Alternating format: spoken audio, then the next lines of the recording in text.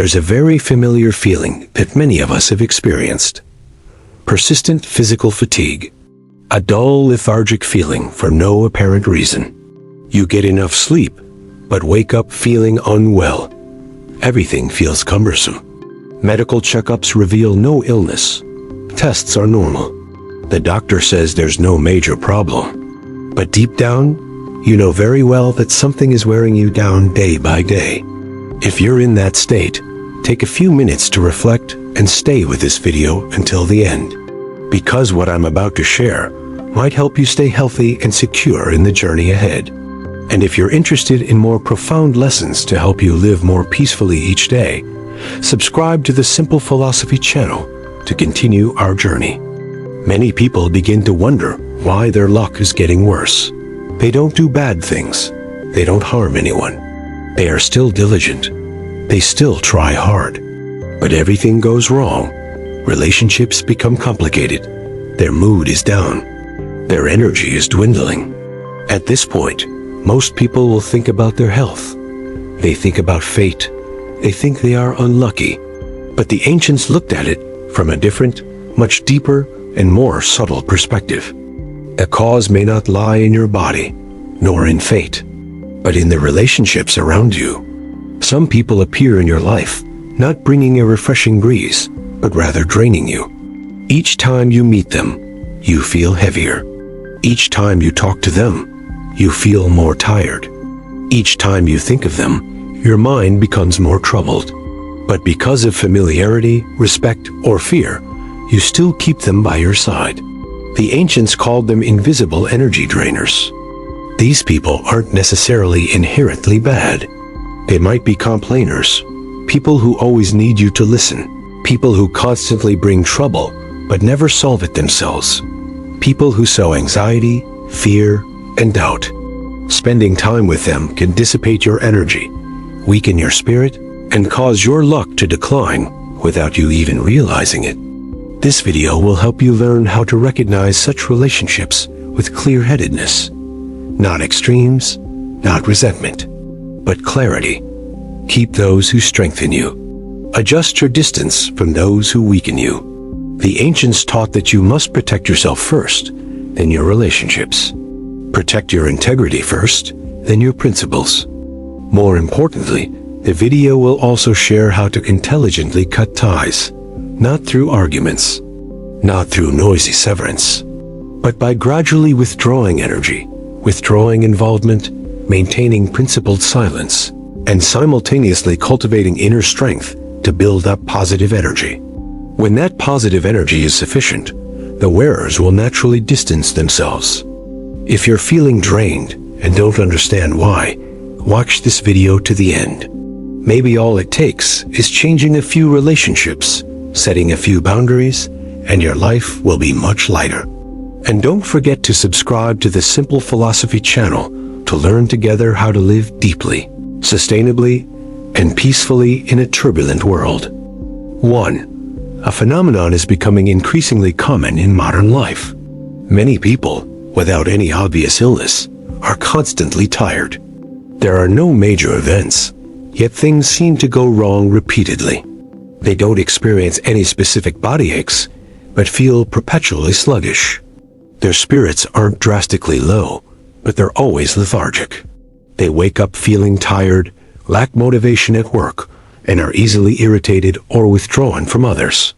General checkups usually show normal results, with no serious health issues or deficiencies. Doctors recommend rest, but even after resting, their condition doesn't improve.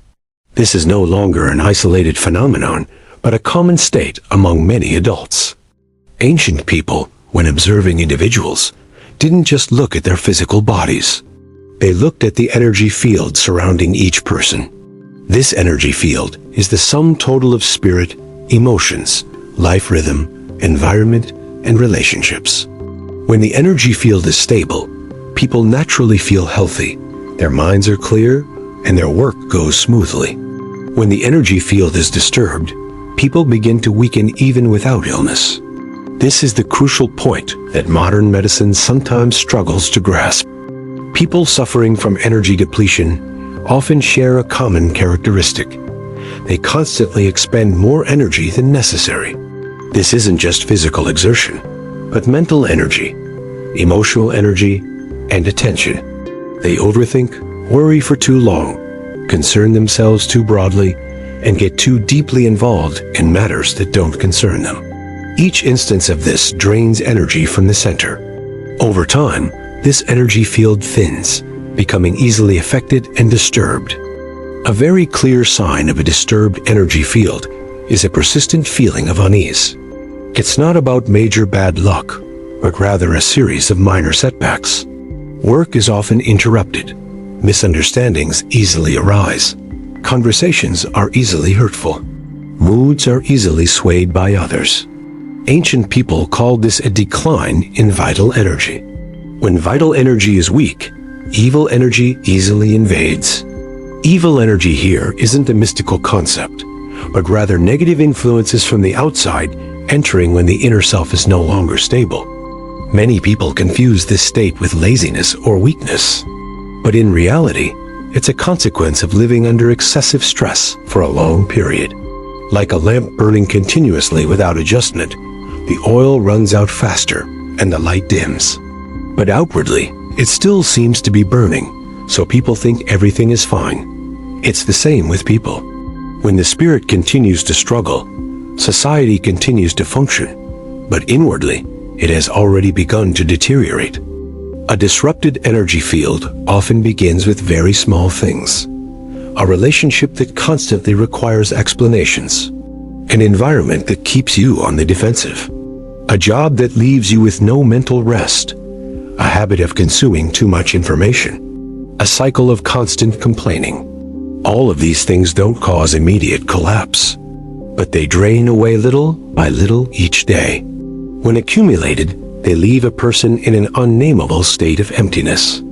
The danger is that many people become accustomed to this state and consider it normal.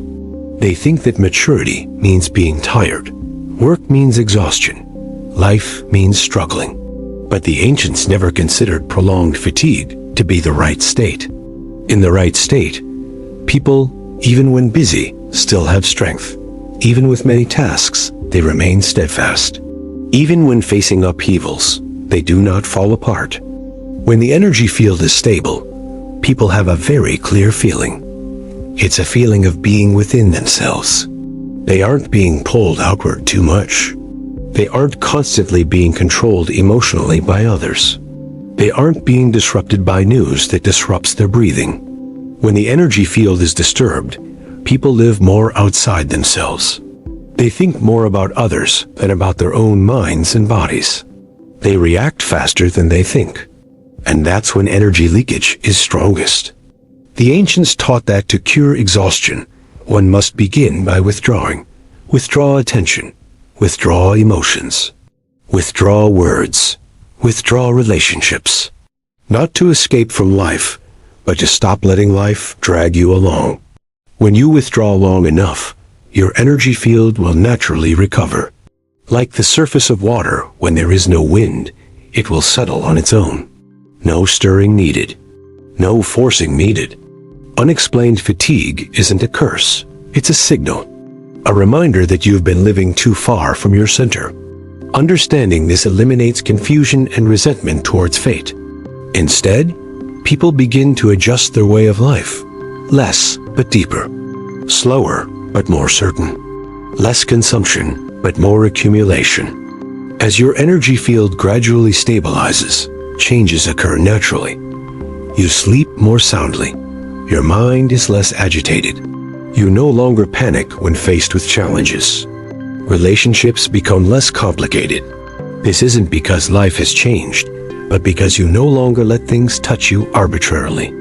This is the foundation for moving on to a more sustainable, peaceful, and powerful life in the latter half of your life. 2. When it comes to invisible energy drainers, many people immediately think of vague concepts, demons, bad luck, or something mystical. But the ancients viewed this issue very realistically and down to earthly. Invisible energy drainers aren't far away. They are people those who appear frequently in your life, talk to you, interact with you, and influence your emotions and daily routine. They don't need to do anything clearly evil. Simply existing in the wrong way is enough to drain your energy and spirit. The most dangerous aspect of invisible energy drainers is their seemingly harmless exterior. Some even appear friendly, approachable, and easy to talk to. They don't attack you, deceive you, or directly harm your interests. But after each interaction, you feel more tired, heavier, more mentally disturbed, and your energy levels decrease. This happens so subtly that many people don't realize it. A very common characteristic of this type of person is that they talk a lot, but most of their content revolves around complaining, lamenting, complaining, and expressing dissatisfaction. They might complain about their job, their family, society, or fate. Each story carries heavy emotions. When you listen, you unconsciously share that burden. Their emotions transfer to you. Your energy is dragged down without you even realizing it. The ancients called this spirit depletion. Spirit refers to a stable and clear mental state. When you constantly receive negative emotions, your spirit becomes clouded. When your spirit is clouded, your energy becomes chaotic. When your energy becomes chaotic, your body weakens. This chain reaction doesn't happen immediately, but if it repeats long enough, the consequences will be very clear. You begin to lose motivation. You become easily irritable. You become anxious. You sleep poorly. Your mind becomes sluggish. All of this stems from seemingly harmless conversations. Besides complaining like an energy drainer, people also tend to cling to their emotions. They don't solve their own problems, but always need others to vent. When they're in trouble, they seek out friends. When they're sad, they seek out friends. When they're confused, they seek out friends. But when you need them, they're not there. This relationship is unbalanced. One side constantly vents, while the other constantly bears the burden. Over time, the one bearing the burden will become exhausted. It's worth noting that many kind-hearted people easily fall into this trap. They fear offending others, believe that helping others is the right thing to do, and think that listening to others costs nothing. But the ancients were very clear. Listening is also giving. Sharing emotions is also a drain on one's energy. Not everyone has the strength to bear the sorrow of others. If one is not strong enough, taking on more burdens will only cause one's own suffering. Another type of invisible energy drainer is the anxiety-inducing person. They enjoy making negative predictions, warning of risks, and talking about worst-case scenarios. Being around them easily erodes your confidence, makes you hesitant, and frightens you. Even if they don't intentionally harm you, their energy field is always in a state of unease.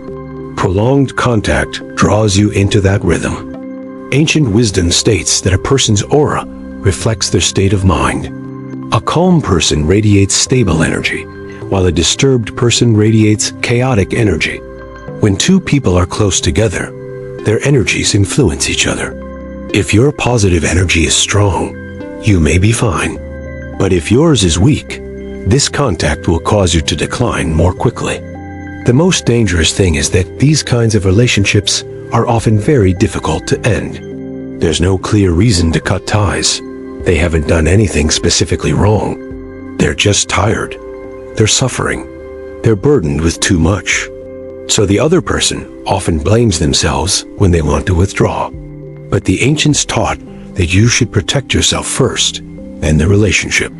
If you're already exhausted and still try to shoulder the burden, neither of you will benefit. The invisible energy drain isn't just from individuals. Sometimes it's an entire environment, a group of people, a workspace filled with underlying pressure, a place where you're always on the defensive, always explaining yourself, always being cautious. There aren't major conflicts, but you never feel at ease. Staying in that environment for too long gradually erodes your energy. Recognizing this is the first step in self-protection. There's no need to blame anyone. There's no need to judge. Just observe how you feel after each interaction. If, after meeting someone, you feel lighter, brighter, and more confident, then that's a relationship worth maintaining. If, after meeting someone, you feel more tired, anxious, or heavier, then no matter how good they are, you need to adjust your distance. The ancients didn't teach people to live coldly. They taught people to live within limits, to know their boundaries, to know their limits, to know when to give and when to receive. When you no longer allow others to arbitrarily drain your energy, your spirit and vitality will gradually recover. When your spirit and energy are sufficient, you will realize one thing very clearly. There's no need to fight anyone. There's no need to argue. Just quietly withdraw at the right time. Relationships that are draining will fade away on their own. Healthy relationships will naturally become apparent. That is the most natural way to protect yourself, a practice that our ancestors have followed for a very long time. Understanding who the invisible energy drainer is isn't about fearing others, but about understanding yourself. When you learn to value your own energy, you'll live differently. You'll speak less, listen more selectively, and communicate more consciously. And from there, life will begin to lighten. Not because the world will become less complicated, but because you'll no longer let everything enter you unconditionally. 3. Ancient people, when speaking about human beings, never separated the concept of energy fields. Each person carries an invisible field surrounding their body. This field is formed thoughts, emotions, life rhythms, and how they interact with the world. When two people are close enough, their energy fields will collide, permeate, and assimilate each other. This is the deep root of the familiar saying, "He who is near ink gets stained, he who is near light shines." Many people judge relationships based only on superficial behavior. Is that person good? Will they harm me? Will there be any direct benefit? But the ancients observed at a deeper level. Was being near that person peaceful? Was it lighthearted? Was it enlightened? Or was it heavier, more complicated, more tiring? Because energy is what determines the long-term outcome. Not words, not intentions, but the state of mind. When you're around someone who constantly complains, you gradually get used to seeing life through a lens of scarcity. When you're around someone who's insecure, you gradually get used to worrying before things happen. When you're around someone who's quick-tempered, you gradually get used to reacting faster than you think. This process happens very subtly. No one needs to force it. No one needs to instigate it. Just enough time is enough. That's why some people are initially very bright, kind, and energetic. But after a few years, their personalities change, their spirits decline, and their fortunes go downhill. It's not because they've become bad, but because they've stayed too long in an unsuitable energy field. It's like clear water poured into a dirty basin. The water doesn't dirty the basin, but the basin will dirty the water. The ancients called this assimilation. When one's inner strength is insufficient, they are easily swayed by their environment. It doesn't require major events or obvious disasters. Just a little exposure each day, a little influence each day, a little compromise each day. Over time, the boundaries disappear, the true self fades, and upon reflection, the person is no longer the same as before. This rule holds true in families, in the workplace, among friends, in marriage. A constantly tense family will create insecure children. A defensive work environment will create withdrawn individuals. A relationship that is consistently negative will erode the positive. Not because anyone intentionally harms anyone else, but because energy is always seeking balance. Many people believe they are strong enough, rational enough, and level-headed enough not to be influenced. But the ancients were very straightforward. Humans are not made of stone. Being in ice makes you cold. Being near fire makes you hot. It's just a matter of time. If you don't know how to avoid it, you can easily be dragged down and ruined your whole life without understanding why. Decline here doesn't mean a major failure. Rather, it's a gradual wear and tear. It's a loss of enthusiasm. It's a loss of innocence. It's a loss of faith. It's a life that becomes increasingly burdensome. It's a situation where nothing goes smoothly anymore. It's a constant mental exhaustion. When the mind is exhausted, the body follows. When the body weakens, fortune will decline. This is a chain of events that the ancients observed long ago. Unfortunately, modern society encourages conformity at all costs, enduring to maintain relationships, being patient to avoid offending others, staying put to avoid being seen as selfish. But the ancients never placed inner security at such a low level. They understood that if they themselves were dragged down, they couldn't lift anyone else up. Protecting oneself first before helping others is wisdom, not coldness. The energy field is invisible, but palpable. Just take a moment to pause. Observe after each encounter. You'll see it very clearly. Some people leave you feeling lighter after meeting them. Some leave you feeling heavier after meeting them. Some leave you feeling more energized after talking to them. Some leave you wanting to remain silent for a long time after talking to them. That feeling isn't wrong. It's the most honest signal from your body and mind. Understanding the principle of proximity to ink makes you black isn't about fearing people, but about choosing your environment, your pace of life, and your distance. Not everyone needs to be cut off completely, but everyone needs adjustment. Some people should only be met infrequently. Some should only be spoken to sparingly. Some should only be kept at a superficial level. That's how you protect your integrity without confrontation. When your positive energy is strong enough, you'll be able to stay close to weaker people without being dragged down. But before reaching that point, you need to be honest about your own state. If you're tired, exhausted, or confused, being near heavy energy fields will only make you weaken faster. Retreating at this point isn't defeat. It's conserving your strength. The ancients taught that wise people don't fight against the current. Wise people seek still water. When the water is still, it becomes clear. When the water is clear, the fish come naturally. Life is the same.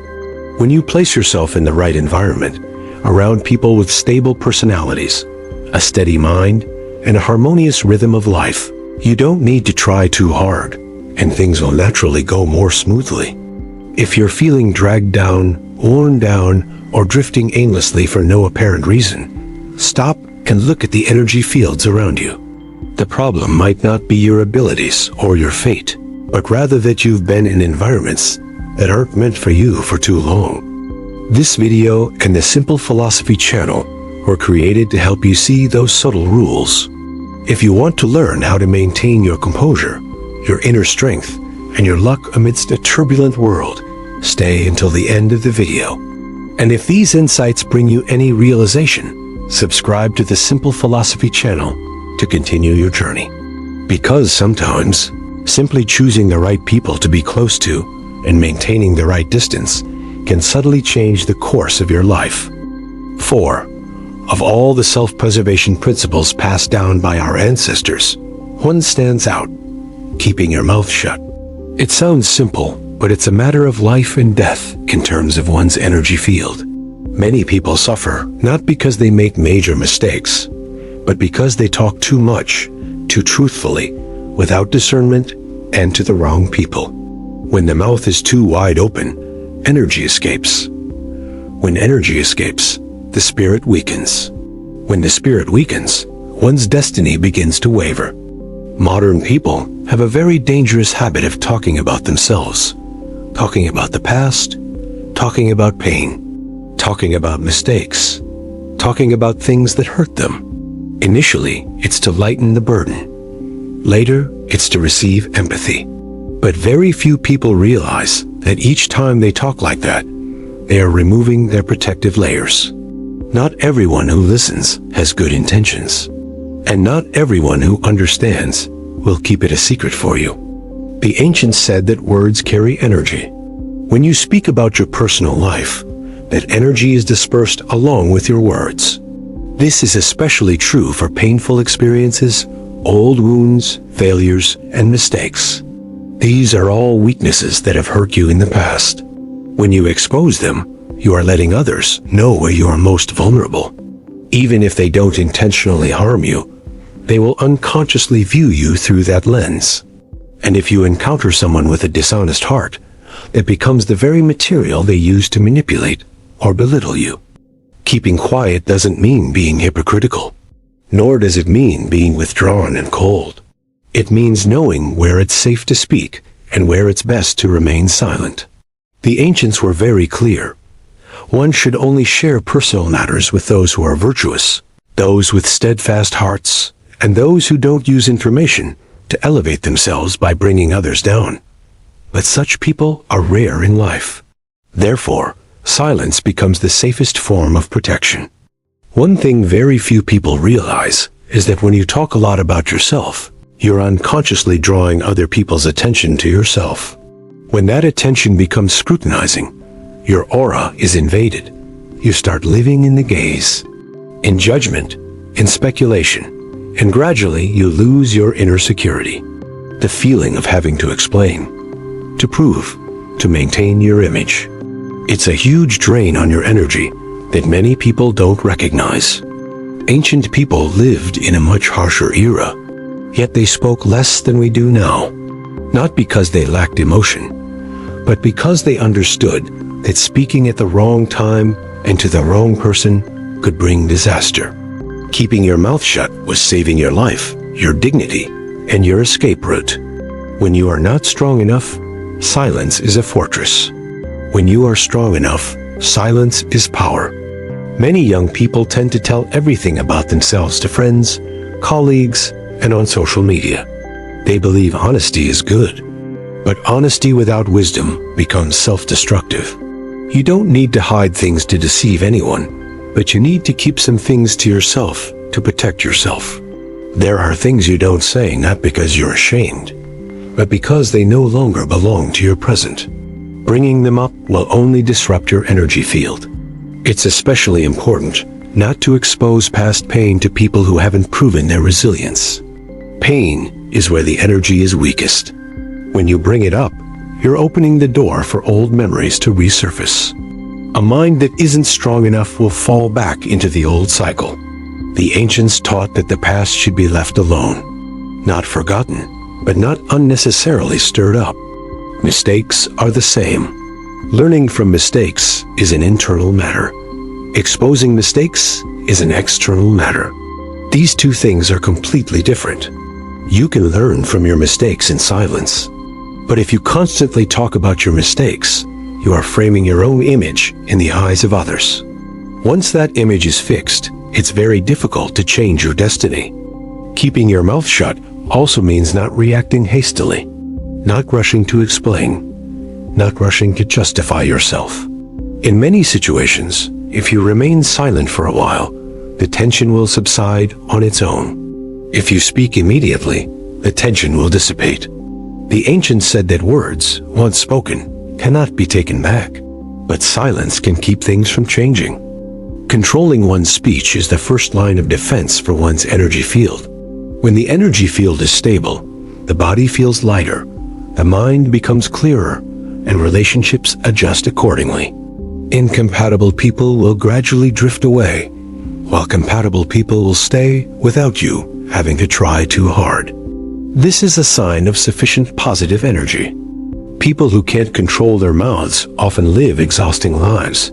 They talk too much and worry about what others think. They tell too much and fear being judged. They reveal too much and are easily hurt. Those who know how to control their mouths are the opposite. They speak little, but each word carries weight. They don't need to explain too much because their words speak for them. They don't need to show off because their stability creates their own credibility. In a complex society, keeping your mouth shut won't hurt you. It will bring you peace. When you have peace, you'll have the strength to go far. When you have enough strength, you'll be able to help others without being dragged down. That's a very clear order that the ancients always emphasized. If you're feeling easily tired, easily drained, easily affected, start with the simplest things. Talk less about yourself, Talk less about the past. Share less about your pain. Not because you don't deserve to be listened to, but because your energy deserves to be protected.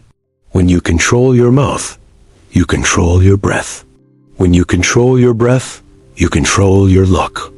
And when luck is still on your side, the path ahead will naturally become wider. 5. There's a harsh truth, but the ancients always faced it head on. When others know too many of your weaknesses, they easily look down on you. Not everyone is bad, but that's a very natural human trait. When they see someone constantly revealing their fears, mistakes, wounds, and helplessness, their image in their minds will gradually diminish. This process happens silently. No malice is needed. No scheming is necessary. Just enough information is enough. People judge each other not only by morality, but also by perceived strength. Those who appear strong will be respected. Those who frequently reveal their weaknesses will inevitably be looked down upon. This is not a matter of right or wrong, but something that happens every day in life. The ancients understood this very well, which is why they taught that one should not reveal weakness, not to feign strength, but to protect oneself. When others know your weaknesses, they not only look down on you, but they can also easily manipulate you, because weaknesses are the control buttons. Someone who understands your fears will know how to make you waver. Someone who knows where your insecurities lie will know how to use words to make you tremble. Someone who knows your past mistakes will know when to remind you, to put you at a disadvantage. This doesn't require them to be bad people. It just requires them to have a vested interest. This is especially true in a competitive environment like the workplace.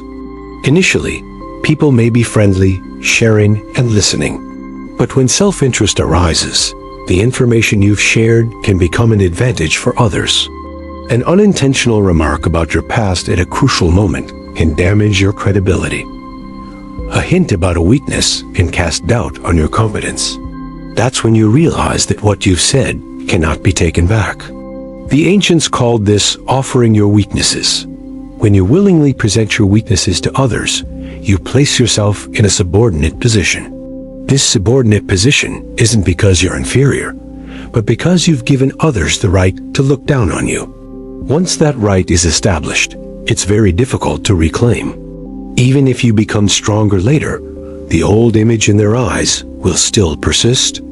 This happens not only in the workplace, but also in personal relationships. When others know your vulnerabilities, they unconsciously touch upon them whenever they are upset. Sometimes it's not to harm you, but simply to vent their anger. But the consequence is still that you get hurt. When a relationship is constantly based on touching on weaknesses, it becomes toxic, even if it didn't start with bad intentions. It's crucial to face this fact. People generally respect strength more than suffering. They might sympathize with you when they hear your troubles, but they rarely admire you for it. Compassion doesn't create status. Stability creates boundaries. The ancients didn't deny emotions, but they understood that emotions should be handled internally, not used to build external positions. When you expose too many weaknesses, you weaken yourself even further.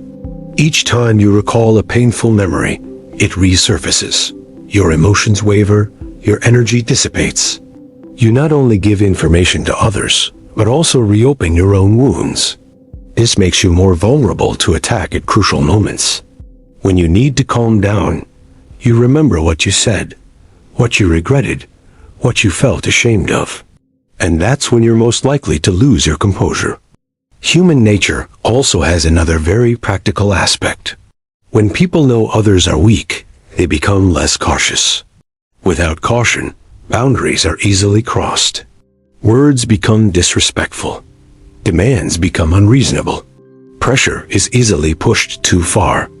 Weak people are often given more work, blamed, and perceived as the ones who can handle it. And it all starts with them revealing that they find it difficult to refuse. Therefore, the ancients placed great importance on keeping one's inner feelings private, not to create distance, but to maintain balance. When others don't know your weaknesses, they will naturally keep their distance. That distance is a form of safety. When they are unsure of your tolerance level, they will be more cautious. When they don't know what you fear, it's harder for them to manipulate you. This is a very real truth that the ancients concluded from experience. Many argue that if everyone keeps secrets, how can there be intimacy? But the ancients made a clear distinction. Intimacy doesn't mean revealing everything. There are layers of information that should only be shared when the other person has demonstrated integrity, stability, and perseverance over time. It's not about opening everything just because you get along. Opening the door to the wrong person can lead to disaster. The most important thing is that you must take responsibility for your own energy. No one else can hold it for you. When you reveal something private, you give control to the listener. They can use it or not, but the power is no longer in your hands. The ancients were very clear about this, which is why they considered keeping your mouth shut to be saving your life. In crucial moments of life, such as conflicts, decisions, crises, and changes, exposed weaknesses are easily exploited. Sometimes just a gentle remark, a glance, or an old reminder is enough to shake you. When you waver, you lose your composure. When you lose your composure, you are more likely to lose. Not because your opponent is stronger, but because you have already weakened yourself beforehand. Looking directly at human nature doesn't make you pessimistic. It makes you clear-headed. When you're clear-headed, you no longer blame anyone. You don't resent life. You simply adjust your way of life. Talk less, tell less, expose less. Not out of fear, but out of self-respect. Those who know how to keep their vulnerabilities to themselves are not hypocritical. Rather, they understand the rules. They still have emotions. They still experience pain, but they handle it in a safe space, in silence, through self-cultivation. When they step outside, they carry with them a sense of calm. And it is this calmness that creates a stable aura. When your aura is strong, others will sense it. They will naturally be wary, respectful, and hesitant to cross the line. They won't be easily manipulated or attacked. This isn't because you're aggressive, but because you don't give them a chance to see your weakness. Understanding this will prevent you from rushing to share everything about yourself. You will be more selective, slower, deeper. You will understand that there are pains that don't need others to know, because you are strong enough to embrace them. And when you do that, you have moved on to a very different level of maturity. The level of someone who knows how to protect themselves amidst life's many changes. 6. As people enter middle age, a very subtle but profound change begins to occur. There's less interest in expanding relationships, a less desire for large gatherings, a less need to explain oneself. This isn't a sign of isolation or withdrawal, but rather a sign of awakening. Because at this stage, people begin to clearly understand the value of each relationship, not in money, but in energy, spirit, health, and inner peace. Youth may prioritize quantity over experience, but middle age is different. When the body no longer recovers as quickly as before, when the mind can no longer withstand such turmoil, when family responsibilities weigh heavily, every relationship that enters life needs careful consideration. Not everyone you know should be kept close. Not everyone you're close to should be kept near. At this stage, you don't need many friends, just the right ones. The ancients said that true friends are hard to find, but true friendship isn't measured by the number of years you've known each other. It's about the feeling you get after each encounter. A friend worth keeping is someone who makes you feel lighter after a conversation, someone who doesn't force you to pretend, someone who doesn't make you feel defensive, someone who doesn't make you explain why you live slower, speak less, and are different. With them, you can be yourself. No need to pretend. No need to maintain an image. That's what makes a friend precious. Conversely, there are relationships that, despite lasting for many years, become increasingly exhausting the longer they last. Each encounter is a drain. Drain from listening to complaints. Drain from being compared to others. Drained from being dragged into gossip and controversy. Drained from having to endure unconscious words that hurt. Some people make you feel inadequate. Some people constantly suppress your emotions. Some people leave you with an indescribable heavy feeling. If such relationships continue only for the sake of past loyalty, the price to pay will only grow higher and higher. Middle age is a period when feelings of decline are very evident. When a relationship makes you more irritable, more prone to sadness, more likely to have insomnia, and more prone to self-doubt, it's no longer a minor issue. It's a sign that your energy field is being pulled downward. At this age, if you don't know how to avoid it, not only will your mind be exhausted, but your body will also deteriorate rapidly. Many people cling to draining relationships for fear of loneliness, but the ancients saw things differently. Being alone and at peace is better than being surrounded by chaos. True loneliness doesn't come from having few people around, but from not living at your own pace. There are many relationships, yet the heart remains empty. There are days when you see very few people, yet your heart is at peace. A good middle-aged partner doesn't need to be brilliant or successful. They just need to have a stable demeanor, an undisturbed mind, someone whose conversations don't weigh you down, someone who doesn't make you feel defensive, someone who respects your boundaries, doesn't intrude on your privacy, doesn't pressure you to share when you don't want to, and doesn't drag you into their emotions. That's quality. Leaving relationships that exhaust you isn't accidental. It's a form of self-preservation. When you've shouldered enough responsibilities for your family, work, parents, and children, you no longer have the energy to continue carrying the burden of other people's emotions. It's not because you're selfish, but because your energy isn't as abundant as before. If you don't protect yourself, no one else will. The ancients were very practical. They didn't talk about relationships based on fleeting emotions. They looked at long-term results. A relationship that makes you increasingly stable is good. A relationship that drains you is worth ending. No need for fuss. No need for a drastic breakup. Just step back. Meet less. Talk less. Get involved less. Distance is the best medicine. Middle age is also the time when people should learn to choose their environment. Choose where to place their body and mind.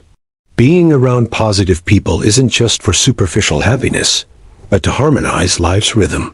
Being around people with integrity isn't for dependence, but to avoid being dragged down. Each day spent in the right environment is a day of accumulation. In the wrong environment, it's a day of leakage.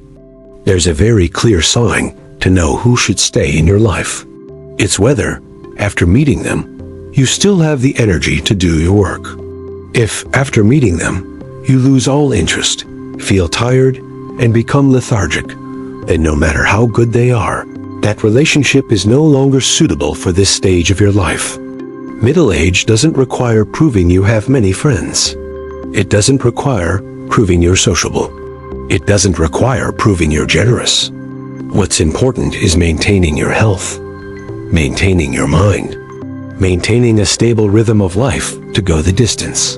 Those who understand this will live very differently. Less social interaction, but deeper connection. Fewer relationships, but lasting ones. Less noise, but peace. If you're at a stage where you feel more tired than before, no longer interested in meaningless meetings, and no longer want to explain why you've changed, then you might be on the right track. Don't force yourself back to your old rhythm just to please others. Each stage of life has its own way of living, and middle age is a stage of selection. Be brave enough to walk away from relationships that bring you down emotionally. Not to hate anyone, but to protect yourself. When you protect yourself, you can protect your family, your health, and the things that truly matter. If these things resonate with you, stay and watch this video to the end. And if you want to continue following these lessons to help you live sustainably, peacefully, and more powerfully in the latter half of your life, subscribe to the Simple Philosophy channel. Share this video with a friend who is feeling tired like you, Who knows? Just changing a few relationships might make your whole life much lighter. 7. Many people fear loneliness. They fear being alone. They fear having few friends. They fear losing attention. But the ancients viewed loneliness on a completely different level. True loneliness is not about being abandoned. It's not about having no one by your side. Rather, it's a state of serenity. It's when the mind is no longer dragged down by useless people and things. It's when energy is no longer unconsciously leaking away. And it is from that state that people begin to truly live happily. Modern people often confuse fun with noise, happiness with busyness, connection with exhaustion. They think that meeting many people is fun, that talking a lot is relaxing, that participating in many activities is vibrant. But the longer they go, the more people realize a paradox. After crowded gatherings, they are more tired.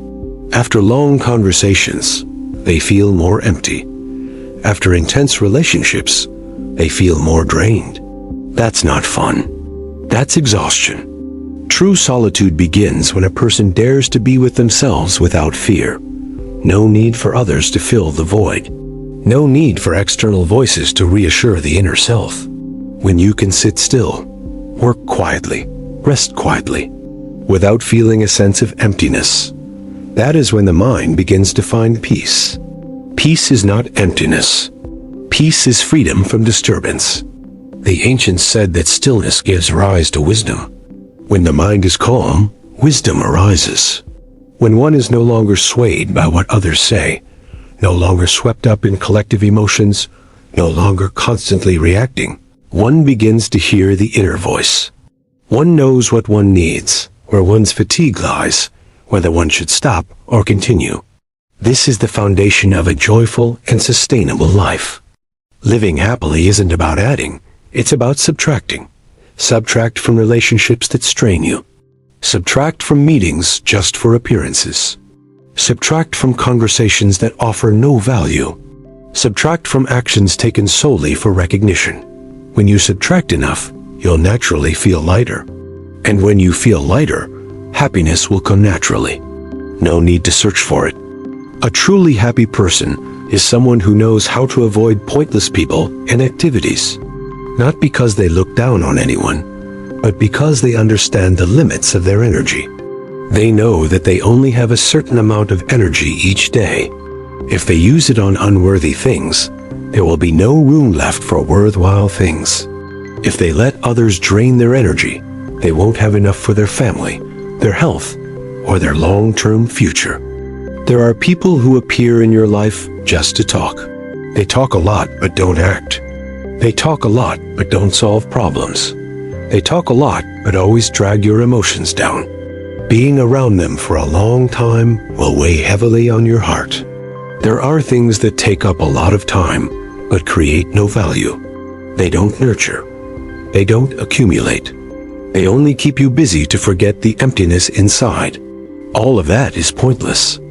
The ancients taught that those who know how to protect themselves cannot be depleted. Not allowing others to deplete you is not selfishness, but responsibility. When you are depleted, you cannot help anyone. When you are in turmoil, you only spread turmoil. Only when you are fulfilled can you give without regret. And to be fulfilled, you need to know how to say no, know how to withdraw, know how to be silent. True solitude also means daring to leave the crowd when it no longer fits in. Daring to choose a slower pace of life than others. Daring not to participate in meaningless arguments. Daring not to reply to every message. Not out of arrogance, but because one knows how to maintain inner peace. Those who don't dare to be alone are easily drawn into gossip, drawn into emotions, drawn into an endless cycle. When a person reaches the stage of understanding the value of solitude, they will see a significant change in their lives. They sleep more soundly. They worry less. They react less. They work with greater focus. Their relationships are fewer but more lasting. They don't need much stimulation to feel happy. Just a peaceful morning, a fulfilling job, a light meal, an undisturbed evening. That is true happiness. Many people worry that living this way will lead to loneliness, but the reality is the opposite. People who live in serenity rarely feel lonely because they don't lack themselves. Loneliness only arises when people run away from themselves, using others to fill the void. When others leave, the void reappears. But when you stay with yourself, that void is filled by your presence. Not allowing anyone to drain you also means not allowing unconscious words to inflict prolonged hurt. It means not allowing other people's emotions to spill over into you uncontrollably. It means not allowing responsibilities that aren't yours to weigh you down. This isn't coldness. This is a boundary. Those with boundaries find peace. Those without boundaries are exhausted. Ancient people placed great importance on boundaries. They knew that boundaries are where energy stops. When boundaries are clear, energy doesn't dissipate. When energy doesn't dissipate, the mind isn't disturbed. When the mind isn't disturbed, the body naturally becomes healthy. Fate will also stabilize accordingly. It all begins with what you allow into your life and what you don't. True solitude is when you don't need anyone to prove your worth. You don't need a crowd to feel your existence. You don't need noise to feel happy. You live fully in the small things. You know when enough is enough. You know when to stop. You know when to be content. And from that, life becomes much deeper. If you're feeling overwhelmed by too many people, too much work, too much meaninglessness, maybe you don't need to try harder. You just need to reduce your efforts, reduce contact, reduce explanations, reduce involvement. Redeem your energy for yourself. That's not giving up. That's returning. When you learn to truly live in solitude, you'll realize one thing very clearly. Happiness never lies in how many people are around you, but in how many things drain you each day. When you stop allowing that to happen, life naturally becomes lighter. And when it's lighter, happiness won't need to be sought. It will be there waiting for you. 8. Setting boundaries in daily life is one of the most important skills for protecting your energy. But it's also something many people don't dare to do. Not because they don't understand, but because they're afraid. Afraid of offending others. Afraid of being judged. Afraid of being seen as selfish.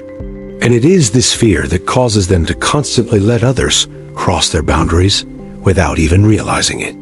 Boundaries aren't high walls that separate people. Boundaries are clear lines that let others know where to stop. Those without boundaries find their lives constantly invaded. Time is taken away. Emotions are dragged down. Energy is drained little by little. Initially, it's mild fatigue. Then comes discouragement. Finally, exhaustion without understanding why. In modern life, boundary violations happen very subtly. A late-night text message, an ill-timed call, an inappropriate request, an overly private question. If you always respond, always explain, always try to please, you're teaching others that your boundaries are low. And then they'll just keep encroaching further. If you don't want to reply to a message, then don't reply. This is a very basic right. But many people feel guilty about doing so. They think that silence is impolite, irresponsible, or makes others sad. But that's not true. Not every message needs an immediate response. Not every call needs to be answered. When you're tired, concentrating, or resting, not responding is a way to protect yourself. Boundaries don't need lengthy explanations. The more you explain, the more opportunities you create for negotiation. The more you explain, the easier it is to get drawn into emotions. A person who knows how to maintain boundaries usually speaks very little. If they're not free, they say they're not free. If they don't want to, they say they don't want to. If it's not suitable, they say it's not suitable. Once they've said it, they stop. No justifications. No excessive apologies. Many people confuse politeness with self-inflicted suffering. They think that to make others comfortable, they have to suffer. But the ancients didn't teach that. The ancients taught that if the body is not at peace, the mind is not at peace. If the mind is not at peace, everything will go wrong. If you always prioritize the feelings of others over your own mental health, sooner or later you will break down. If you're not available, state it clearly. This is a very important line. No need to lie. No need to make excuses. Just say you're currently unavailable. Not because you hate anyone, but because you know your limitations. Those who respect you will understand. Those who don't respect you will never be satisfied, no matter how hard you try. Guilt is the fastest way to break boundaries. Guilt makes you do things you don't want to do, say untruths, and stay in places where you don't belong. But let's face it straight, when you're exhausted, no one will bear the consequences for you. When you're down, no one will live your life for you.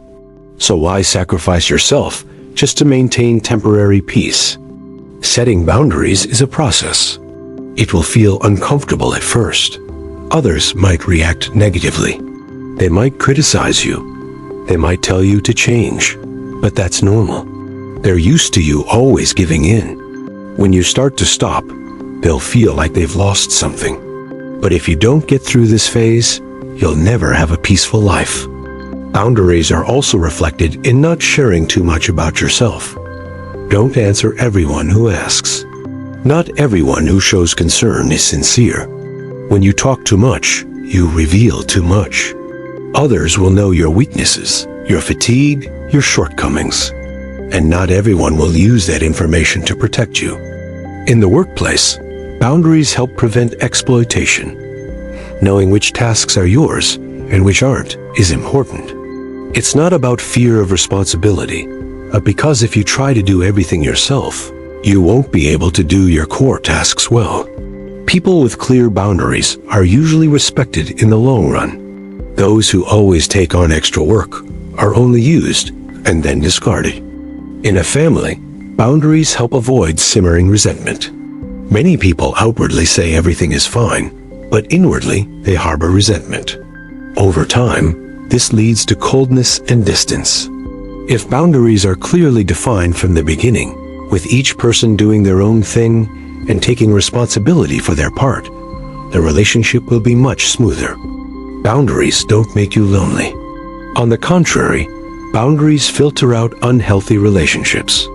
When you maintain boundaries, those who only come to exploit you will leave on their own. Those who stay are the ones who respect you.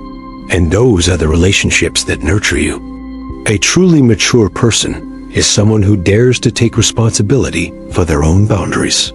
They don't blame circumstances. They don't blame others for crossing them, because they understand that if they don't maintain them, no one else will. Boundaries don't need to be rigid, but they must be clear. They can be flexible, but they shouldn't be vague. When you start setting boundaries, you'll see a very clear change. You have more time, more energy, less fatigue, less frustration. You no longer have to react constantly. No longer are you dragged into unnecessary things.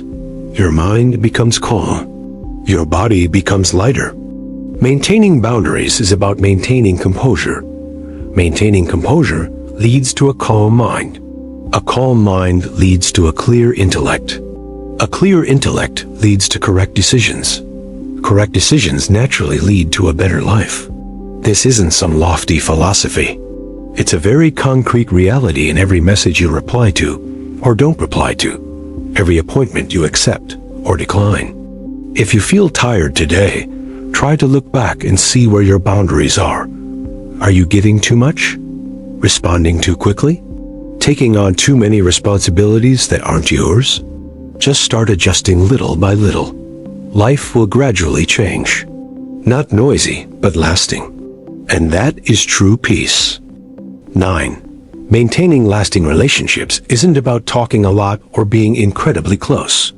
It's about knowing when to set boundaries. Our ancestors were very insightful on this matter. They understood that being too close easily leads to trouble, while being too distant easily leads to coldness. For a relationship to last, there must be an invisible barrier. This barrier isn't meant to separate people, but to protect the energy of both sides. In life, there are four most important boundaries. If you can maintain them, the relationship will last. If you break them, sooner or later, trouble will arise. The first limit is to avoid involvement with money.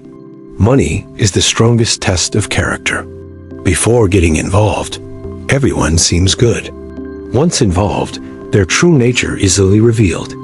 Borrowing, partnerships, using someone's name, using someone else's guarantee, all of these are points that easily cause relationships to break down. Not because anyone is bad, but because money reveals differences in life values. Some see money as a tool. Some see money as security. Some see money as power. When two people don't share the same perspective, conflict is inevitable. The ancients taught that relationships should be clear, and money matters should be transparent. There should be no ambiguity, no vagueness, and no breaking principles out of politeness. Those who maintain financial boundaries often preserve relationships. Those who are careless with money often lose both money and people. When you don't lend money, don't enter into partnerships recklessly, and don't ask for financial help, you are protecting both parties from an awkward outcome. That's not coldness. That's wisdom. The second limit is not touching on other people's pain. Everyone has their own wounds. Some hide them deep inside. Some have never overcome them. When people become close, they think they have the right to ask, the right to joke, the right to bring them up again. But pain is not entertainment. The closer you are, the more you need to know when to stop. An unintentional question. A comment thought to be a sign of concern. It can touch a wound that someone is trying to forget. A lasting relationship is one that respects taboo areas. Not everything you know should be said. Not everything you've shared can be repeated. A wise person knows when to be silent, when to change the subject, and when to stop. That's a high level of emotional intelligence, and also a way to maintain harmony between both parties. The third rule is not to bring up the past. If past issues cannot be resolved, let them be. Bringing them up again just to win or lose only creates more hurt. Many relationships fail not because of new mistakes, but because old ones are dug up at sensitive times when people are tired, under high pressure, or emotionally vulnerable. Bringing up an old issue can be the straw that breaks the camel's back. The ancients said that those who cannot control their mouths cannot control their relationships. Knowing when to remain silent about the past is a form of self-cultivation, not because of forgetting, but because one understands that digging up the past brings no benefit. For a relationship to last, one needs to look forward, not drag each other back to paths already full of stones. The fourth limit is to avoid suspicion. Suspicion is the most insidious destructive force. It's not spoken aloud, but it plays out in your head. You speculate, attribute meanings, draw conclusions. Then your attitude changes, your tone of voice shifts, and your behavior becomes cold. The other person doesn't understand what's happening, and the relationship is damaged as a result. Suspicion often stems from inner insecurity. When a person is not strong enough, they are prone to overthinking, negative thoughts, and defensiveness. But excessive defensiveness can hurt innocent people. Strong relationships require fundamental trust, not blind trust, but trust that avoids fabricating scenarios without knowing the truth. Those who can control their suspicion possess strong inner strength. These four boundaries sound simple, but practicing them is not easy. They require constant mindfulness, the ability to stop at the right time, and prioritizing long-term well-being over fleeting emotions. When you maintain these boundaries, you will find that your relationships become more stable, with less trauma, less fatigue, and less drain on your energy. A lasting relationship doesn't need to be overly close, but it needs to be secure enough. When you're with someone, you don't worry about being asked about money, about having your pain touched upon, about old issues being dug up, or about suspicious glances. Only then can your mind truly relax. And when your mind relaxes, your energy flows freely. Ancient people viewed relationships like a stream of water. With banks, the water flows in the right direction. Without banks, it overflows and causes destruction. The banks are the boundaries, not to block, but to guide. To guide the relationship in a healthy, long-lasting direction with fewer incidents. If you find yourself constantly exhausted by relationships, try reflecting on these 4 limitations. Are you too preoccupied with money? Too curious about pain? Too prone to dwelling on the past? Or too suspicious? Just adjust a few of these points, and your relationships will change dramatically. Maintaining boundaries is maintaining composure. Maintaining composure is maintaining good fortune. And those who maintain good fortune usually don't need to try too hard. Everything naturally falls into place. This is the wisdom of life that our ancestors silently practiced throughout their lives. 10. The story of borrowing money during student life is a classic lesson about humanity and the limits of money in relationships. It's not noisy, it's not dramatic, but it leaves a lasting impact on those who experience it, because it directly touches on a truth that many only realize after losing both money and trust. During our student years, most of us were poor. Poor in money, but rich in kindness. We trusted people easily and helped them quickly. Just hearing a complaint, a plea for help, a difficult situation was enough to readily reach into our pockets, even if we ourselves weren't well off. At that time, kindness wasn't calculated, and that's why the boundaries were almost non-existent. Some people borrow money with very firm promises. Others borrow with just a few sincere words. Some even say they'll only borrow for a few days. At that time, lenders usually don't think much of it. They think they're friends. If I can help, I should. They think it's okay if I lose a little. But it is precisely this thinking that lays the foundation for a distorted relationship. When you lend too easily, others no longer perceive it as a sacrifice. They take it for granted.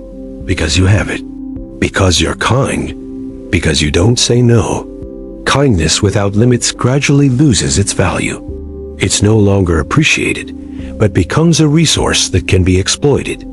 Initially, they might still express gratitude and keep their promises. But over time, when payments are delayed and you subtly remind them, their attitude changes. It shifts from apologetic to evasive, from avoidance to annoyance. Some might even perceive you as petty and calculating, even though you were the one who helped them during their most difficult times. This is the most painful part of this lesson. The lender not only loses money, but also loses their good image in the eyes of the borrower. Because psychologically, when people can't repay, they often protect themselves by belittling the lender. This is how they feel less guilty. And so, kindness is distorted, misunderstood, and disrespected. Some friendships end over just a few million dong. Not because of the large sum of money, but because of a change in how people see each other. The lender learns that friendship cannot replace principles. The borrower learns that not everyone who is good should keep their word. But this lesson often comes very late, when both have already been lost. The ancients understood this very well, which is why they taught that money is the first boundary in relationships. Not out of stinginess, but out of wisdom. When money comes into play, feelings easily become distorted. The borrower easily develops a sense of dependence. The giver easily feels resentment. Neither party can maintain their initial purity. In the student story, the lender is often the one who suffers. This is because they lack experience and are too emotionally attached. They don't realize that when lending money, they need to consider two possibilities. Either lose the money or lose the relationship. If they can't accept both, then they shouldn't lend in the first place. This is a very cold, but very true principle. Kindness is only valuable when it doesn't cause you long-term harm. When kindness leaves you feeling guilty, exhausted, or resentful, it's no longer kindness, but self-harm. A mature person knows the difference between helping others and harming both sides. The story of borrowing money during student life also reveals another side of human nature. When times are tough, people are more likely to make promises. But when circumstances change, promises are easily forgotten. Not everyone has bad intentions, but not everyone has the integrity to keep their word when they are no longer under pressure. Looking back, many realize that the lesson doesn't lie with the borrower, but with themselves. Because they didn't set limits. Because they didn't clearly state the conditions. Because they gave based on emotion rather than reason. Human nature is imperfect, so limits are absolutely necessary. Setting limits on money won't cost you good friends. On the contrary, it filters out who truly values you. Those who understand won't pressure you. Those who respect you won't get angry. Only those who want to take advantage will be upset when you say no. And losing such a person isn't a loss at all. The ancients said that to know if someone is worth a long-term relationship with, look at how they treat money and their integrity. A person may be poor, but if they keep their word, they are still worthy of respect. A person may be rich, but if they disregard other people's money, they are not trustworthy. The lessons learned from borrowing money during their student years stay with many people for life. It teaches them to say no, to think carefully before helping, and to maintain boundaries to protect both themselves and others. They shouldn't help everyone who asks, believe everyone who cries, or lend money to everyone they know. When you maintain financial boundaries, relationships become clear. No emotional debt, no resentment, no entanglements. Kindness then truly becomes kindness, because it is given willingly and mindfully, without expectation or obligation. This story may seem insignificant at first glance, but it forms the foundation for many relationships that follow. Those who learn this lesson early tend to live more peacefully, are less likely to be taken advantage of, and harbor less resentment. They understand that giving isn't always noble. True nobility lies in knowing when to give, to the right person, and in the right way. And that is the kind of wisdom that many people have to pay a very high price to acquire. A lesson that began with a few borrowed dollars, but ended with maturity in how to judge people and life. 11. Solitude is a concept easily misunderstood in modern life.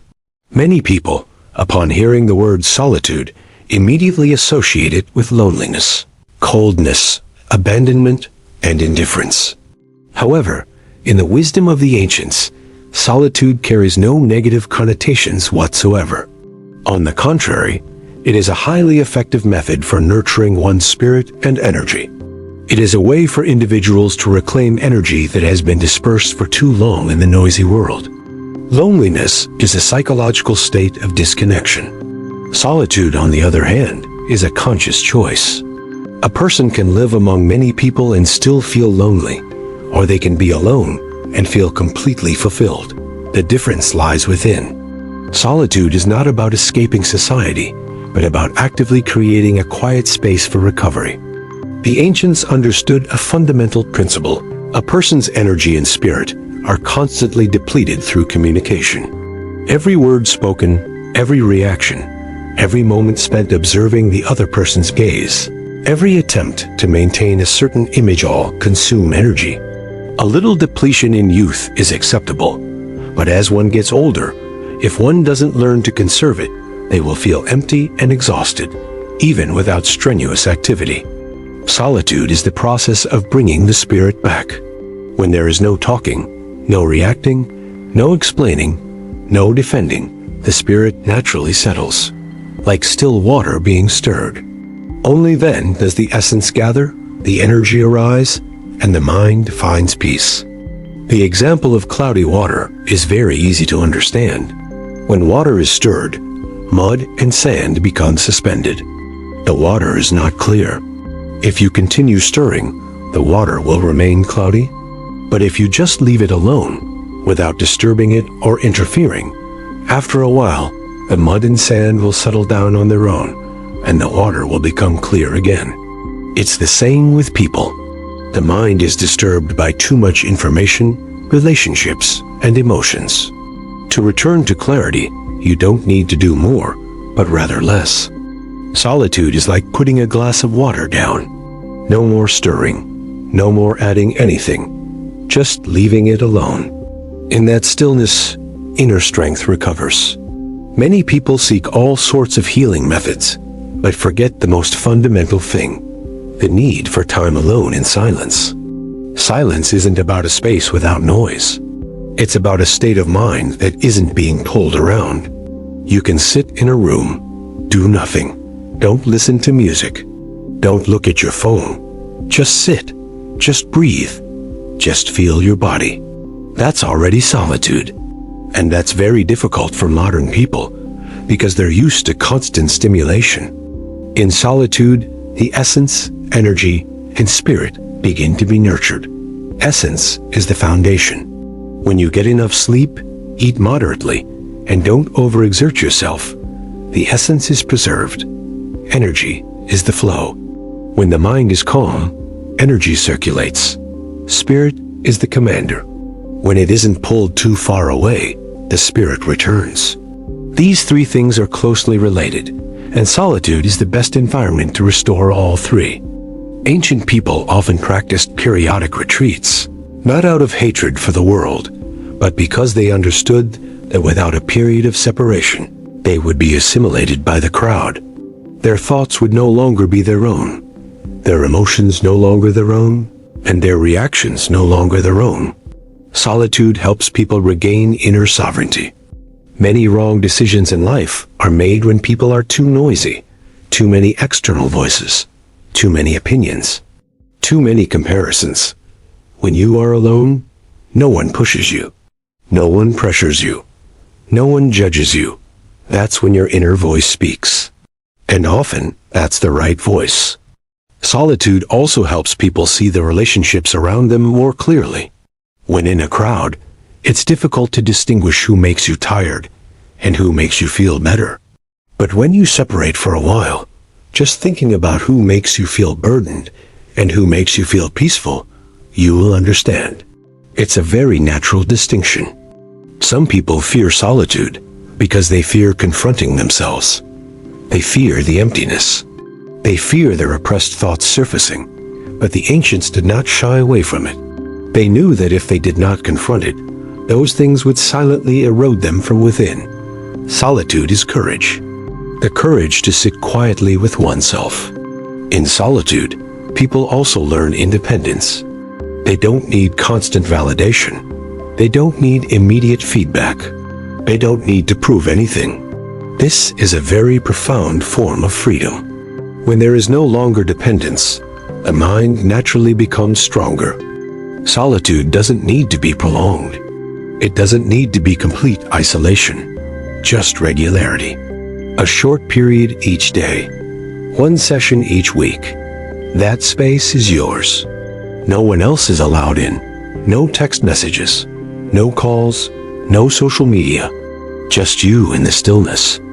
Many people, after practicing solitude for a while, realize something. They speak less, but their words carry more weight. They react less, but their decisions are more decisive. They communicate less, but the relationships they do have are of higher quality. This is the result of their inner peace being restored. Solitude doesn't alienate people from life. On the contrary, it helps them enter life in a better state. Like a glass of water after it has settled, the water is clear and refreshing to drink. Similarly, a person who has found peace of mind has a clear heart and a more enduring life. If you feel tired for no apparent reason, easily irritated, easily sad, easily distracted, it may not be because you're weak, but rather because you've been disturbed for too long. Try giving yourself some time alone. Do nothing. Just listen. Then you'll understand why the ancients considered stillness the greatest source of nourishment.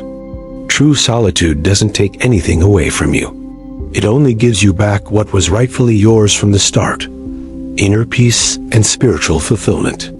And that is the foundation for living a stable life in a world that constantly tries to pull you away from yourself. 12. In the history of Vietnamese culture, there is a common thread that few people notice among great creative figures. That is, they all went through periods of very quiet, peaceful lives. They lived with little social interaction and little display. They turned inward to nurture their inner strength. It was this very quietness that became the fertile ground for the birth of timeless works. Nguyen Tuan, Han Mak Tu, Trin Kong Sun. 3 individuals, 3 different destinies, but they all meet at a core point. They reach their peak not by blending into the crowd, but by daring to withdraw and live authentically. Nguyen Tuan was famous for his eccentric personality, but his eccentricity wasn't boisterous or boastful. Rather, it was an eccentricity rooted in profound thought. He lived a very disciplined spiritual life, rarely catering to popular tastes or following the crowd. Nguyen Tuan devoted most of his time to observation, contemplation, and the meticulous crafting of each word. He didn't write hastily or according to the dictates of fleeting emotions. It was this inner tranquility that created a masterful, erudite, and powerful writing style. Each word seemed to carry its own weight. Nguyen Tuan once said that writing is an arduous journey. This arduousness doesn't stem from poverty, but from enduring solitude, the inability to receive immediate acclaim, and the feeling of being alone in the world of words. If the mind isn't calm enough, the writer easily chases attention, and the work loses its essence. Nguyen Tuan maintained his composure, thus preserving his unique style, and it was this very quality that propelled him to the pinnacle of his craft. Han Mak Tu is another example. His life was intertwined with illness, pain, and isolation. But it was precisely in those circumstances that a very unusual world of poetry was born. When the body was limited, the mind expanded. Han Mak Tu lived largely in his inner self. He dialogued with himself, with pain, with aspirations, with faith. His poetry is both fierce and pure, both painful and luminous. If Han Mak Tu hadn't spent those quiet, isolated days, perhaps his poetry wouldn't have reached such depth. It was this introspection that allowed him to touch upon emotional levels that those living in noisy environments could hardly perceive. For Han Mak Tu, silence wasn't a choice, but a circumstance. Yet he transformed that circumstance into a source of creativity, turning suffering into artistic language. Trin Kong Sun, on the other hand, is a very clear image of a creative person who thrives on tranquility. He lived slowly. He lived a quiet life. He rarely argued. He rarely competed. Trin Kong Sun devoted much of his time to contemplation, to philosophy, to listening to life with a very unique rhythm. His music is not noisy. It doesn't show off technical skill, but it touches the human consciousness very deeply. Many who met Trin Kong Sun observed that he possessed a very special quietness. Being around him, one didn't feel drawn into the noise, but rather a sense of slowing down. This very quality permeated his music.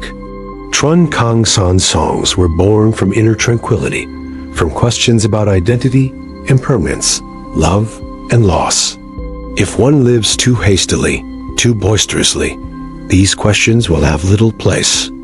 These 3 individuals illustrate a very clear principle. Peak creativity doesn't arise from constant depletion, but from accumulation. Accumulation of energy.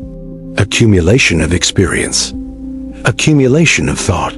And to accumulate, one needs stillness. One needs silence. One needs solitude to a certain degree. Modern people often fear stillness, fear silence, fear being alone. Because when stillness sets in, real questions arise.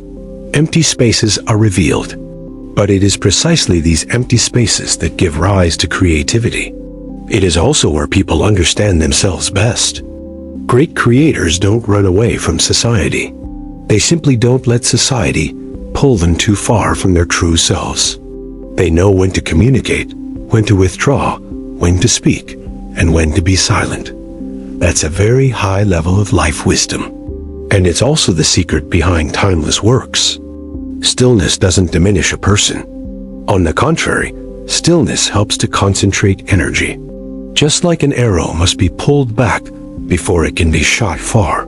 The periods of silence in the works of Nguyen Tuan, Han Mak Tu, and Tring Kong Sun are precisely when they pull their inner arrows back. So when they shoot, their works go far and touch deeply. Their story isn't just for artists. It's for anyone who wants to live a meaningful life, create quality work, and leave a lasting mark. If you're always surrounded by noise, constantly caught up in social interactions, and always drained by reactions, it's difficult to create anything sustainable. Learning from great creative minds isn't about imitating form. It's about learning the spirit. Dare to dedicate time to stillness. Dare to turn inward. Dare to listen to your own voice. Dare to accept moments of silence that no one applauds. When you can do that, even if you don't write literature or make music, you will still create a life with greater depth and more stability. Stillness is the root of strength. Strength is the root of creativity. And creativity is the highest expression of life, living in harmony with its rhythm. Our predecessors walked that path, leaving their mark on the world. And that path remains just as valuable for people today. As the world grows noisier, those who know how to be still become rarer and more precious. At 13. In life, there are things that aren't big enough to be called incidents, not serious enough to make us stop, but they're small enough and persistent enough to silently drain our energy every day. The ancients called them grains of sand in your shoes. They won't make you fall immediately, but they make each step tiring. And if you don't remove them, the longer you walk, the more painful it becomes, without understanding why. Many people think that only big problems are worth worrying about. Losing a job, losing money, broken relationships. But in reality, most human exhaustion doesn't come from major shocks. It comes from small, persistent annoyances. Very trivial things. Very ordinary things.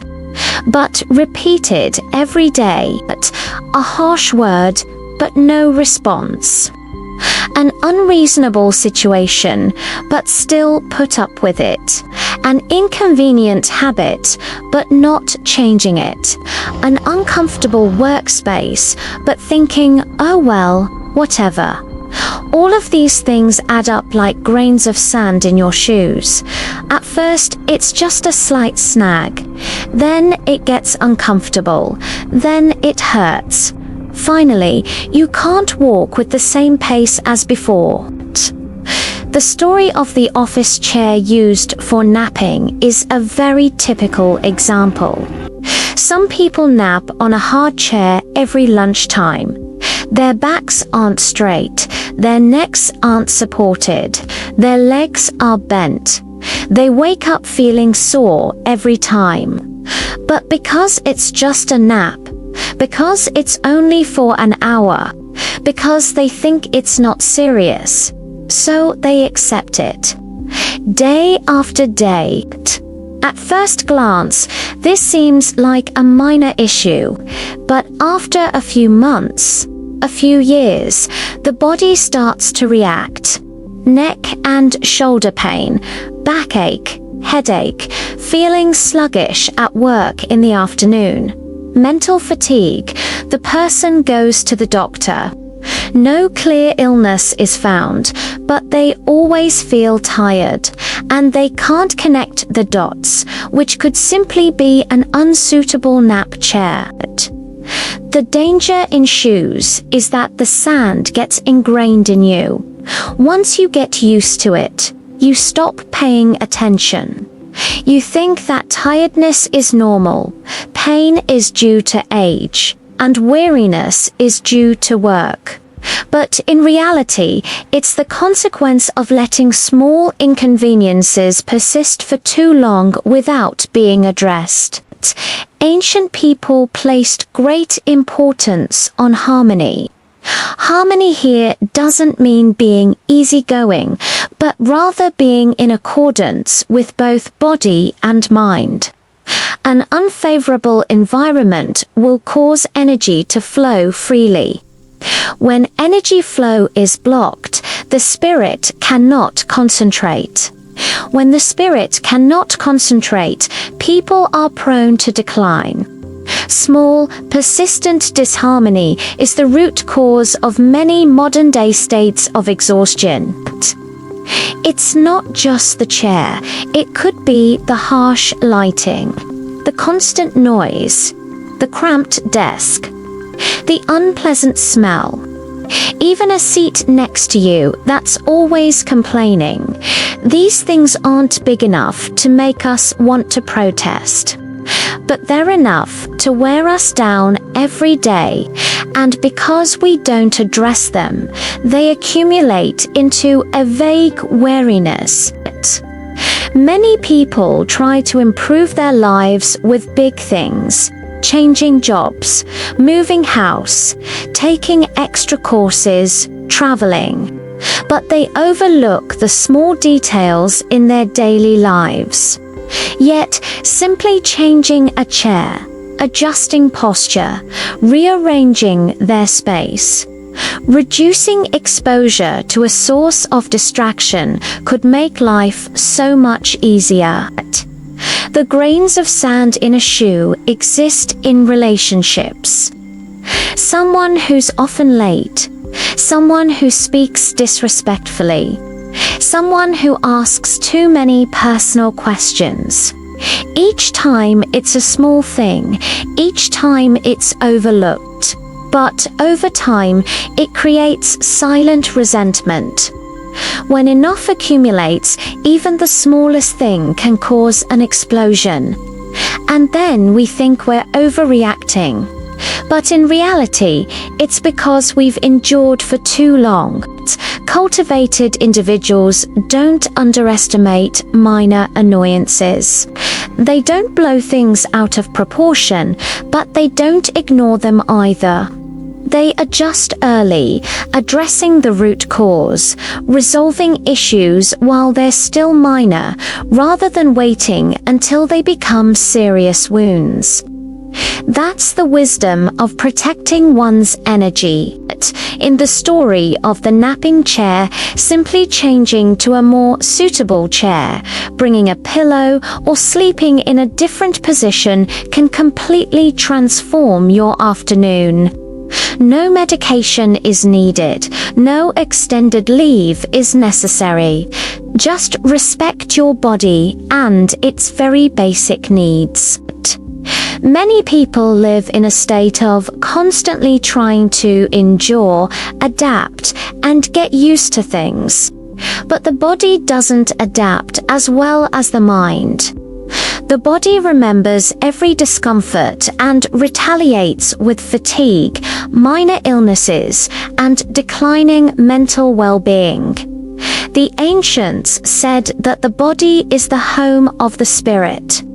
If the home is not at peace, the spirit will not stay long.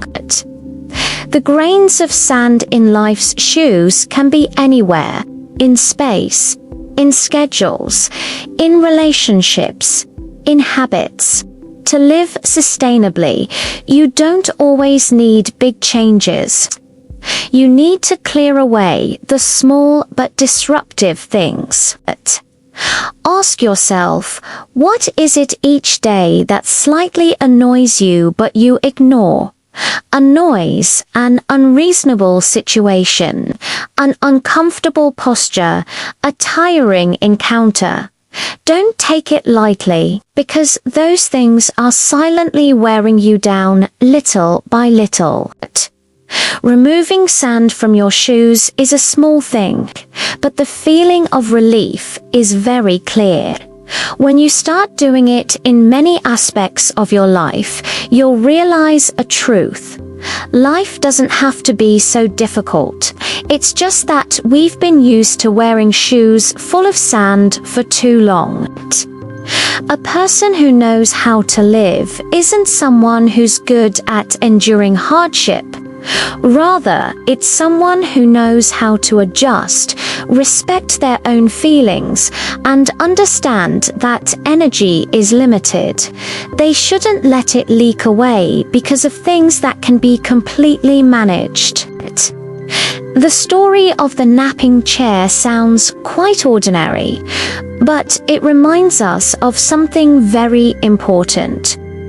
Don't underestimate small inconveniences, because it is these small inconveniences that determine the quality of the long journey. When you learn to listen to the small signals, life will gradually become easier to breathe, lighter, and more sustainable. 14. The highest level of self-cultivation lies not in learning how many new things, but in the ability to concentrate and focus the mind. When the mind is not scattered, when the heart is not disturbed, when the thoughts are not divided, a person naturally enters a very different state. The ancients called this state entering the spirit, and this is also the highest way to preserve life. Preserving life is not just about keeping the body alive, but about preventing one's life from being wasted pointlessly amidst the turmoil of life. In Zhuangzi, there is a very famous story about Zhuangzi, a master carpenter. He carved wooden bells that astonished everyone who saw them. The shapes were harmonious, the spirit lively, as if they weren't made by human hands, but were naturally created. When asked about his secret, Zhuangzi didn't talk about technique or skill, but about fasting and cultivating inner peace. He said that before doing something, he would fast for many days. 3 days to forget fame, 5 days to forget profit, 7 days to forget the ego. When he had forgotten himself, forgotten winning and losing, forgotten gain and loss, his spirit was at peace. When his spirit was at peace, he would go into the forest and look at the trees. Naturally, he would know which tree was suitable. No need to choose, no need to compare. Just see, then do it. At that moment, it was no longer him doing it, but the way operating through him. This story isn't just about carpentry. It's about a state of being. When people are too preoccupied with self-interest, status, and the opinions of others, their spirit is always pulled away, scattered, and depleted. Whatever they do, they easily get tired, make mistakes, and have a shortened lifespan. But when they learn to focus their spirit and concentrate, their life is naturally preserved. Fasting here is not just about abstaining from food. It's about purifying the mind, not allowing the mind to be stimulated by greed, anger, comparison, or competition. When you forget fame for 3 days, you are no longer controlled by the gaze of others. When you forget profit for 5 days, you are no longer dragged down by gain or loss. When you forget the ego for 7 days, the self dissolves. Only then will the spirit return completely. Mindfulness means not letting your mind wander. It means not juggling one task with another, not comparing yourself to others, and not worrying while resting. Modern people find it difficult to be mindful because they are constantly bombarded with information, messages, social media, expectations, and pressure. Their minds are fragmented every day, and this is the root cause of burnout, even without strenuous work. Concentration is the outward manifestation of mindfulness. When you are doing something and your mind is completely focused on it, without thinking about the outcome, the evaluation, the benefit or harm, time flies by quickly. But you don't get tired. On the contrary, you are nourished. This is the state of enchantment that Zhuangzi spoke of. Those who achieve trance do so not because they strive intensely, but because they let go of many unnecessary things. They let go of the ego that craves recognition. They let go of the fear of inferiority. They let go of the desire for control. When those things no longer pull the spirit away, the spirit naturally gathers within. The most important thing to preserve one's life is to keep one's spirit unwavering. A person with money, but a scattered spirit, will quickly decline. A person with power, but a disturbed spirit will quickly fall ill. A person who works hard but has a peaceful spirit will endure. The ancients viewed life not only in the physical body, but also in the spirit. The spirit is the master. The body is the assistant. If the master is disturbed, the assistant will decline. The story of Zhi Qing illustrates one thing very clearly. When people reach a level of deep concentration, they no longer work with brute force, but with the Wei, or Tao. At that point, energy expenditure is minimal, efficiency is high, and more importantly, life force is not depleted. In modern life, you don't need to go into the forest to carve wood, but you can practice mindfulness in very small things. When eating, just eat. When walking, just walk. When speaking, just speak. When resting, truly rest. Don't worry while working. Don't use your phone while resting. Each time you do this, you are preserving a part of your life.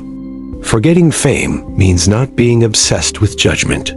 Forgetting gain means not letting gain or loss disturb your mind. Forgetting the ego means not putting the self at the center of everything. When these three things are let go of, the mind becomes very light. And when the mind is light, the body naturally becomes healthy. Many people try various ways to prolong their lives. Taking medication, exercising, but they overlook the most important thing: how much of their energy is distracted each day. If you live in constant stress, comparison, and multitasking, then no matter how well you eat, your life force will still leak away quickly. People of the past lived at a slower pace, but not because they weren't busy. Rather, it was because they knew how to maintain their focus. One task at a time, one mind, one direction. That wasn't backwardness. It was wisdom that preserved life. Tikan attained a state of spiritual enlightenment, not to show off his talent, but because he lived in accordance with the natural order. When he was no longer pulled by external forces, his inner self shone brightly. And when his inner self shone brightly, all his actions followed naturally. The highest level of self-cultivation is quiet, unpretentious. To others, they appear ordinary, but inwardly, they are very strong, very deep, and very enduring. They are not swept away by the times, not worn down by gossip, and not scattered by petty emotions. The highest form of self-preservation is ensuring a place for the spirit to return. Each day, dedicate a moment to quiet contemplation. Complete one task. Have a moment free from distractions. This is the modern way to practice the wisdom of the ancients. When you begin to focus, to concentrate, you will notice a very clear change. Less tired, less worried, less needy. But the life force is thicker, deeper. That is the sign that life is being properly nurtured. And that is also what Zhuangzi wanted to convey through the story of Zhi Qing, that the pinnacle of skill is the pinnacle of self-cultivation. The pinnacle of self-cultivation is controlling one's spirit. And the one who controls their spirit is the one who controls their life most completely. At the end of this journey, the most important thing to retain is a core message. The meaning of life doesn't lie in how much you reach out and grasp, but in how much you turn inward and cultivate yourself. The more you grasp externally while remaining empty inside, the more easily you become weary, lost, and unknowingly waste your life. Many people spend their lives expanding their social circle, increasing connections, and accumulating prestige.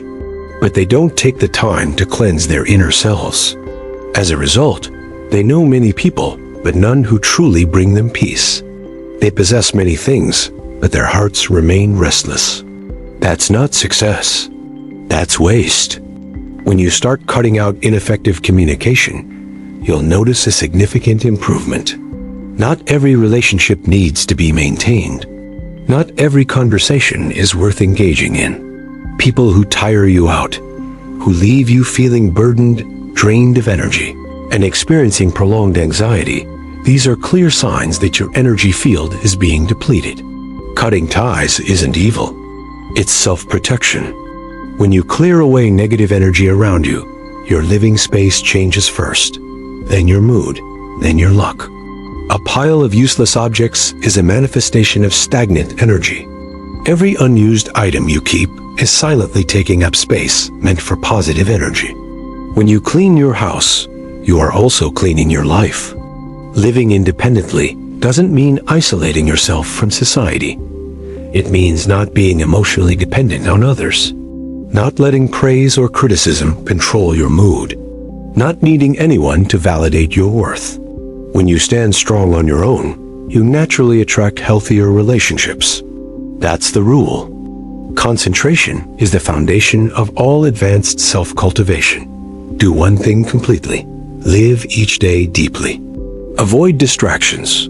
Don't chase too many goals at once. When the mind is not scattered, the spirit returns. Life is nourished from within. You don't need to try too hard to progress steadily. When you live like that, you yourself will become the best feng shui of your own life. No need to pray for luck. No need to seek out a master. No need to cling to anything. When your inner energy field changes, your external destiny will change accordingly. Starting today, you can begin practicing very simple things. Block people who tire you out. Get rid of unnecessary items. Wake up a little earlier to have quiet time. Cultivate a skill that helps you focus and feel happy. Every small thing is a step towards inner peace. If you find these insights helpful for the latter half of your life, please subscribe to the Simple Philosophy channel.